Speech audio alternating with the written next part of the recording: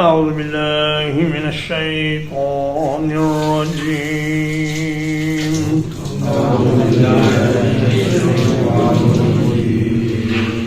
وَلَقَدْ خَلَقْنَا السَّمَاوَاتِ وَالْأَرْضَ وَمَا بَيْنَهُمَا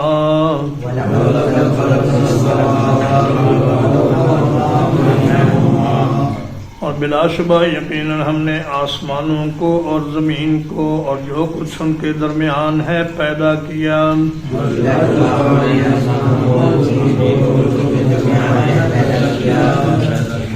فی ستۃ ایام 6 دنوں میں وما مسنا من لغوب اور ہمیں کسی تھکاوٹ نے چھوا تک نہیں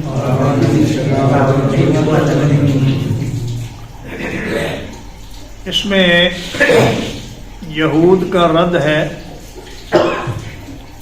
وہ کہتے تھے کہ اللہ تبارک و تعالی نے 6 دنوں میں آسمان و زمین اور ان کے درمیان کی چیزیں پیدا کی اور 7ویں دن آرام کیا. فرمایا کہ آرام کی ضرورت تو اسے ہوتی ہے جو تھک جائے. اللہ پاک کو تو تھکاوٹ چھو کر بھی نہیں گئی اور اتنا بڑا کام کرنے کے باوجود اللہ پاک تھکے نہیں بلکہ انہیں آرام کی کوئی ضرورت نہیں اور وہ ہر آن ایک نئی شان میں ہے. یسألہ من فی السماوات والارض کل یوم ہوا فی شان. ہر دن اللہ پاک ایک نئی شان میں ہے اور اسے تھکاوٹ کا کوئی امکان نہیں. فاصبر علی ما یقولون تو آپ صبر کیجئے اس چیز پر جو وہ کہتے ہیں. وَسَبِّحْ بِحَمْدِ رَبِّكَ قَبْلَ طُلُوعِ الشَّمْسِ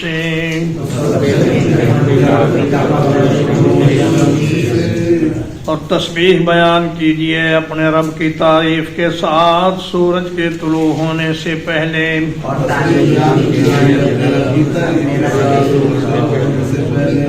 وقبل الغروب اور غروب ہونے سے پہلے. فرمایا جب یہ طے ہو چکا ہے کہ انہیں مہلت دینی ہے تو اب وہ جو بھی کہیں، ساحر کہیں، دیوانہ کہیں، شاعر کہیں، مجنون کہیں، جھوٹا کہیں، اس پر آپ کو صبر کرنا ہے اور نماز پڑھنی ہے. تسبیح بول کر اس سے نماز مراد لی اور قبل طلوع الشمس کا مطلب ہے فجر کی نماز، وقبل الغروب کا مطلب ہے عصر کی نماز. یہ 2 نمازیں بڑے خاص اہتمام والی نمازیں ہیں، اس لیے ان کا سب سے پہلے ذکر فرمایا. تو قرآن مجید سے نماز کا طریقہ، نمازوں کے اوقات، زکوٰۃ کا نصاب، حج کا طریقہ، روزے رکھنے کا طریقہ کچھ بھی معلوم نہیں ہو سکتا جب تک حدیث کی مدد سے یہ سارے احکام معلوم نہ کیے جائیں. اس لیے قرآن مجید کے ساتھ ساتھ حدیث رسول کا مطالعہ اور اس کا فہم بھی بہت ضروری ہے. تو فرمایا 2 چیزوں سے مدد حاصل کرو، ایک صبر اور ایک نماز. وَاسْتَعِينُوا بِالصَّبْرِ وَالصَّلَاةِ. جب بھی کوئی مشکل آئے صبر سے کام لو اور نماز کے ذریعے اللہ تبارک و تعالی سے مدد حاصل کرو. وَمِنَ اللَّيْلِ فَسَبِّحْهُ اور رات کے کچھ حصے میں بھی اس کی تسبیح کیجیے. وَأَدْبَارَ السُّجُودِ اور سجدوں کے بعد بھی. رات کے کچھ حصے سے مراد ہے مغرب اور عشاء کی نمازیں. اور قبل الغروب میں ظہر اور عصر دونوں نمازیں آ گئیں. اور ادبار السجود کا مطلب ہے کہ نماز پڑھنے کے بعد تھوڑی دیر بیٹھ کر اللہ کا ذکر کیا جائے اور تسبیحات پڑھی جائیں. نبی کریم صلی اللہ علیہ وسلم نے فرمایا جو آدمی ہر نماز کے بعد 33 مرتبہ سبحان اللہ، 33 مرتبہ الحمدللہ، 33 مرتبہ اللہ اکبر اور 100 کا عدد پورا کرنے کے لیے یہ کہے لا الہ الا اللہ وحدہ لا شریک لہ لہ الملک ولہ الحمد وہو علی کل شیء قدیر، تو فرمایا اس کے گناہ اگر سمندر کی جھاگ کے برابر بھی ہوں تو اللہ پاک ان کو معاف فرما دے گا. اور ادبار السجود کا ایک معنی یہ بھی ہے کہ فرض نمازوں کے بعد جو سنتیں ہیں، رواتب ہیں اور نفل نماز ہے وہ بھی پڑھنی چاہیے. ہر نماز کے بعد کم از کم 2 نفل پڑھنا سوائے فجر کے اور عصر کے، یہ مسنون امر ہے. اور اگر ہو سکے تو سنتوں کے علاوہ یہ 2 نفل بھی پڑھنے چاہیے. وَاسْتَمِعْ يَوْمَ يُنَادِ الْمُنَادِ مِن مَّكَانٍ قَرِيبٍ،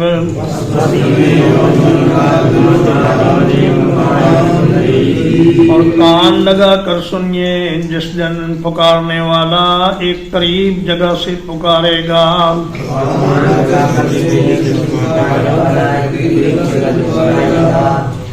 یوم یسمعون الصیحۃ بالحق، جس دن وہ چنگار کی ایک آواز حقیقت میں سنیں گے. ذالک یوم الخروج، یہ قبروں سے نکلنے کا دن ہے. فرمایا کہ وہ قیامت اتنی قریب ہے کہ جیسے کہ ابھی اس کی آواز آ جائے گی، آپ کان لگا کر سنیں، توجہ ادھر ہی رکھیں. اور ایک پکارنے والا اس طرح پکارے گا کہ ہر قبر والے کو وہ آواز اپنے قریب محسوس ہوگی. اور آج کے سائنسی آلات کی ایجاد کے بعد اس بات کو سمجھنا بڑا آسان ہو گیا ہے کہ ہر قبر والے کو کس طرح یہ آواز پہنچ جائے گی. تو آپ دیکھ رہے ہیں کہ موبائل کے ذریعے اور وائرلیس اسپیکروں کے ذریعے ہر جگہ آواز پہنچ جاتی ہے. تو کیا اللہ پاک اس بات پر قادر نہیں کہ وہ ایسا ہی کوئی سسٹم وہاں لگا دے اور سارے کے سارے مردے اٹھ کر زندہ ہو جائیں. فرمایا کہ یہ آواز اس دن واقعی حقیقتاً سنی جائے گی، بالیقین. یہ مجازن یہ بات نہیں کہی گئی، بلکہ اس آواز کا اثر یہ ہوگا کہ گلی سڑی ہڈیاں اور ریزہ ریزہ ہو کر مٹی میں مل جانے والے چمڑے اور ذرہ ذرہ ہو کر مٹی میں مٹی ہو جانے والے گوشت کے حصے سارے کے سارے اللہ کے حکم سے یکجا ہو جائیں گے. اور چند ہی لمحوں میں پورا انسان زندہ ہو کر دوڑتا ہوا اللہ کی بارگاہ میں پیش ہو جائے گا. اِنَّا نَحْنُ نُحْيِي وَنُمِيتُ، بلا شبہ ہم ہی زندگی دیتے ہیں اور موت دیتے ہیں. وَإِلَيْنَا الْمَصِيرُ، اور ہماری ہی طرف لوٹ کے آنا ہے. یوم تشقق الارض عنہم سراعا، جس دن ان کے اوپر سے زمین پھٹے گی اور وہ دوڑتے ہوئے نکلیں گے.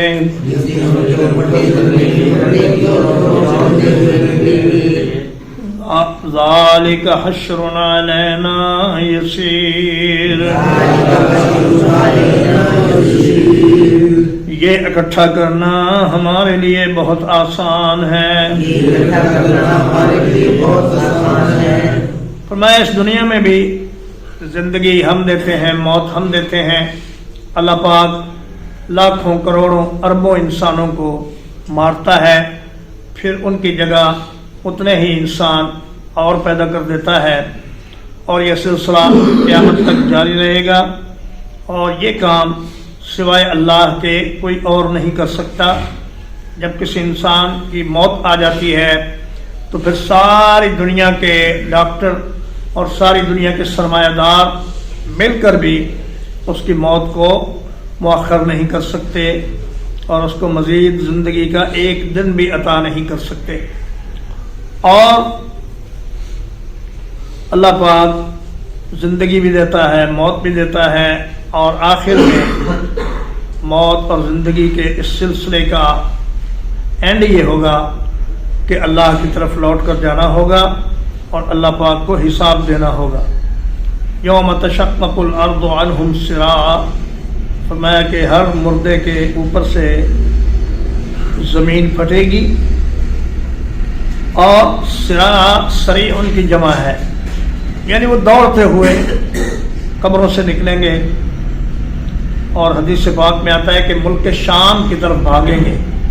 حضرت اسرافیل علیہ السلام بیت المقدس کے قبۃ الصخرا پر کھڑے ہو کر یہ آواز لگائیں گے، سور میں پھونکیں گے، اور ساری مخلوق نکل کر وہ شام کی طرف دوڑے گی۔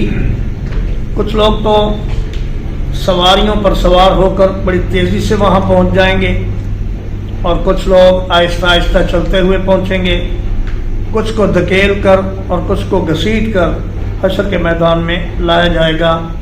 جیسے جیسے انسانوں کے اعمال ہوں گے ویسا ویسا ہی ان کا حشر ہوگا۔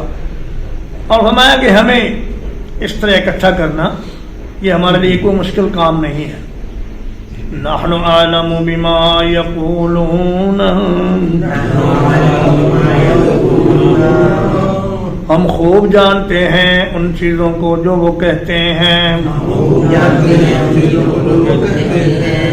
وما انت علیہم بجبار، اور آپ ان پر کوئی زبردستی کرنے والے نہیں ہیں۔ فذکر بالقرآن من یخاف وعید، تو آپ اس قرآن کے ساتھ اس کو نصیحت کیجئے جو میرے عذاب کے وعدے سے ڈرتا ہے۔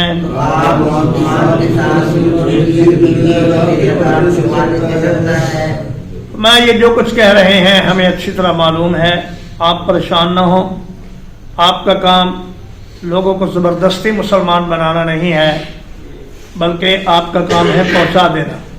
فإنما علیک البلاغ وعلینا الحساب، آپ کا کام ہے پہنچا دینا، ہمارا کام ہے حساب لینا۔ اور فرمایا انما انت مذکر لست علیہم بمسیطر، اے میرے حبیب آپ کا کام ہے نصیحت کر دینا، اور آپ ان پر کوئی نگہبان بنا کر یا داروغہ بنا کر نہیں بھیجے گئے۔ جو ماننا چاہے مانے، جو جہنم میں جانا چاہے جائے، ہم کسی کو زبردستی دین کی طرف نہیں لاتے۔ فذکر بالقرآن من یخاف وعید، اور قرآن مجید کی نصیحت اگرچہ سب کے لیے ہے، لیکن اس سے فائدہ اسی کو ہوگا جو اللہ کے عذاب کے وعدوں سے ڈرتا ہو، جسے دل میں یقین ہو کہ اگر اچھے کام نہ کیے تو اللہ کے عذاب میں مبتلا ہونا پڑے گا۔ ترجمہ ہے وَلَقَدْ خَلَقْنَا السَّمَاوَاتِ وَالْأَرْضَ وَمَا بَيْنَهُمَا،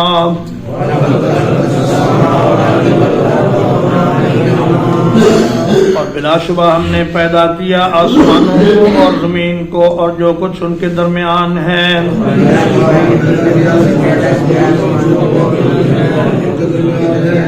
فی ستۃ ایام،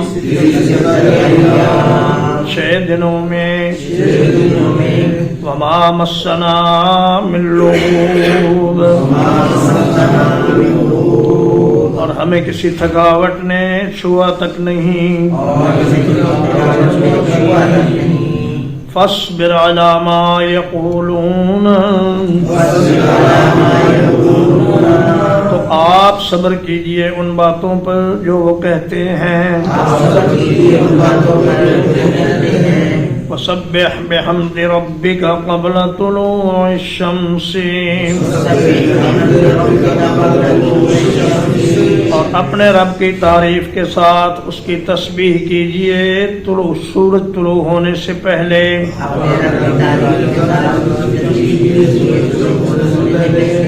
وقبل الغروب اور اس کے غروب ہونے سے پہلے ومن اللیل فسبحہ اور رات کے کچھ حصے میں بھی اس کی تسبیح کیجئے وادبار السجود اور سجدوں کے بعد بھی واستمع یوم ینادی المنادی اور کان لگا کر سنیے جس دن پکارنے والا پکارے گا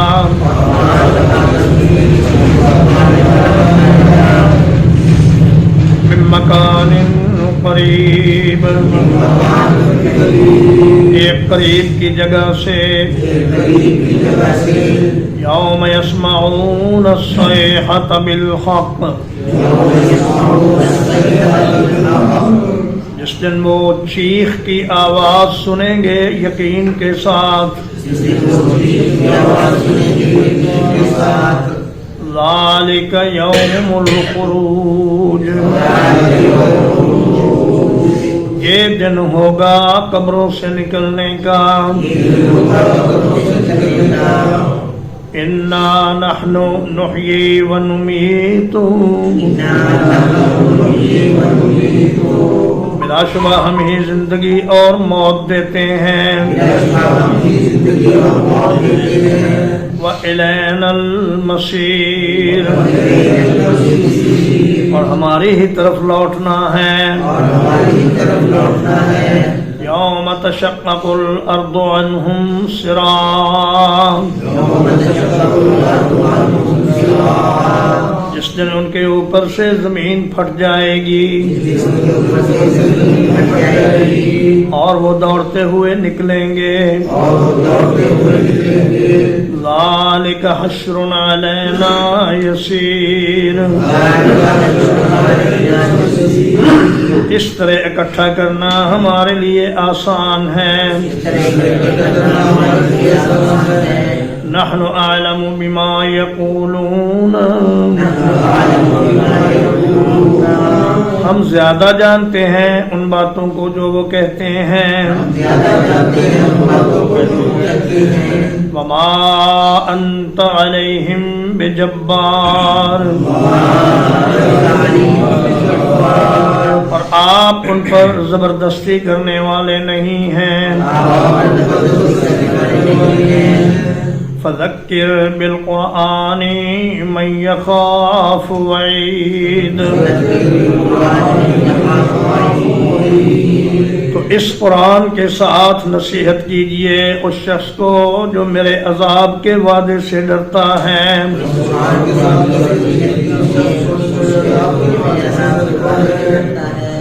الحمدللہ اللہ پاک کے فضل و احسان اور اس کی توفیق سے سورۃ قاف آج 29 اکتوبر 2024 کو ختم ہوئی اور اس کے بعد انشاءاللہ سورۃ الذاریات کا ترجمہ و تفسیر شروع ہوگی وصلی اللہ علی نبینا محمد وآلہ وصحبہ اجمعین.